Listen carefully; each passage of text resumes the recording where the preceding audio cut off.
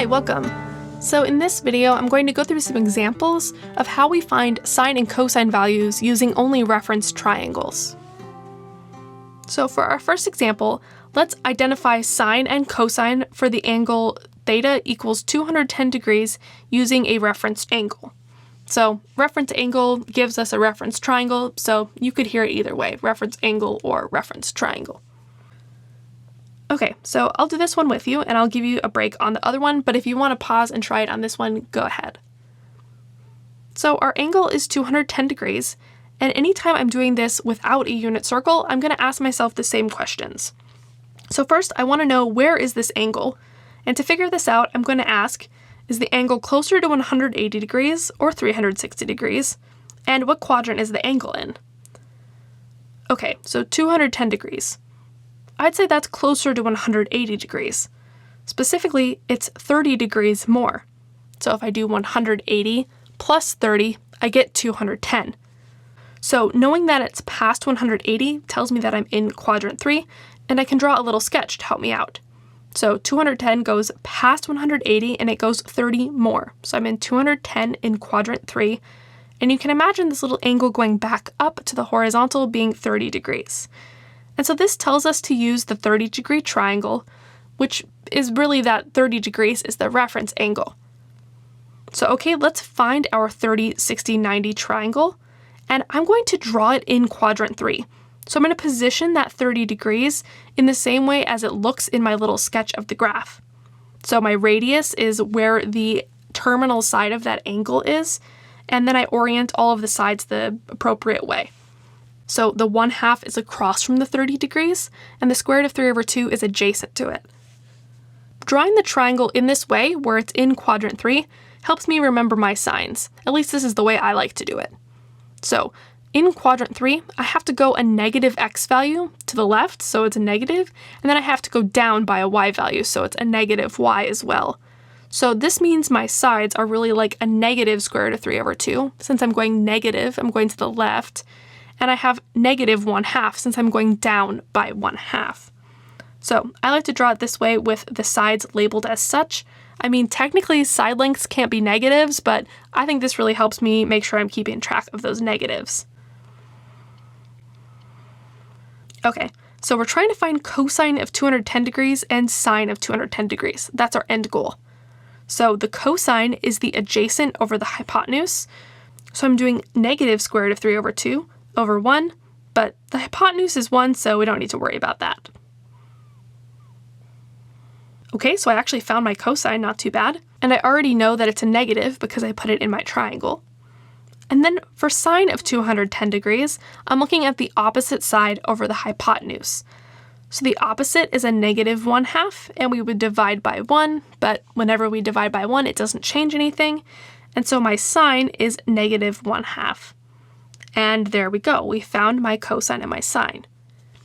So whenever you're asked to do this with the reference angle, you could refer to a unit circle afterward and just double check, but I really just like this process of thinking about where the angles are and using the triangles, because this means you could answer any of these questions without a unit circle, just by having the triangles available to you. Okay, let's try a second example. So let's identify sine of theta and cosine of theta for theta equals 3 pi over 4, and we're going to use a reference angle or a reference triangle. So try not to look at your unit circle for this one. Okay, why don't you give this a chance, try it on your own, and come back and we'll finish it together.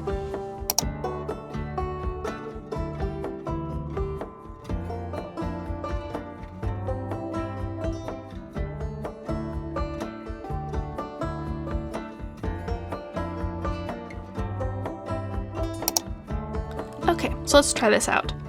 Here we're using radians, so our angle is 3 pi over 4, and I'm going to ask myself the same questions I did in the last example. So I ultimately want to know where is this angle, and to find this I'm going to ask, is it closer to pi or 2 pi, and what quadrant is it in? So what helps me is to know that pi is 4 pi over 4, I'm putting it with the same denominator as my angle, and then 2 pi would be 8 pi over 4. So by doing this, I'm noticing that 3 pi over 4 is less than 4 pi over 4. So I know that it's closer to pi, and it's specifically pi over 4 away. So I'm not quite getting to pi, I'm getting only 3 pi over 4, and I need to go one more pi over 4 to get to my pi. So this tells me I'm in quadrant 2 because I'm not all the way to pi. And I can draw a sketch to help me out. So 3 pi over 4 puts me in quadrant 2, and then I have pi over 4 more to bring me to that horizontal. Okay, this also tells me that the reference angle is pi over 4, and so I should use the pi over 4 or 45, 45, 90 triangle.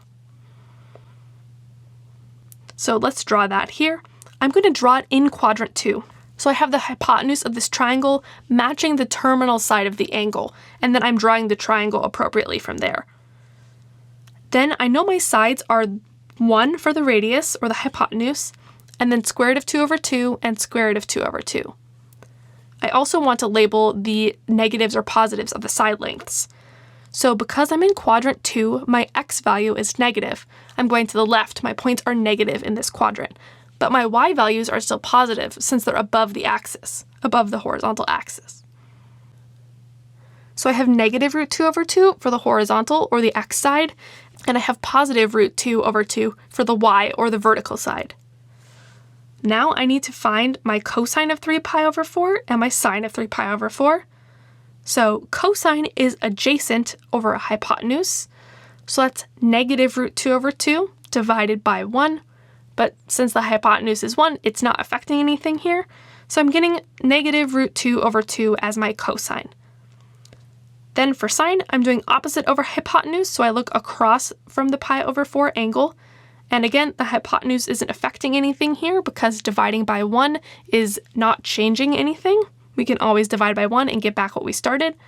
So I know that the sine of 3 pi over 4 is the opposite side, which is square root of 2 over 2. And there we go. Those are my cosine and my sine values, and I could check them on a unit circle to be confident that I got these correct.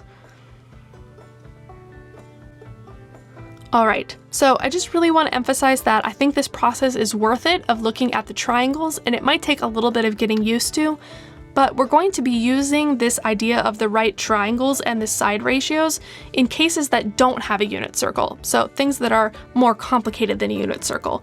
So practicing this concept now is really going to help you when you start learning those other topics that don't involve the unit circle and are more complicated situations. Alright, thanks so much for watching, and I will talk to you in the next one.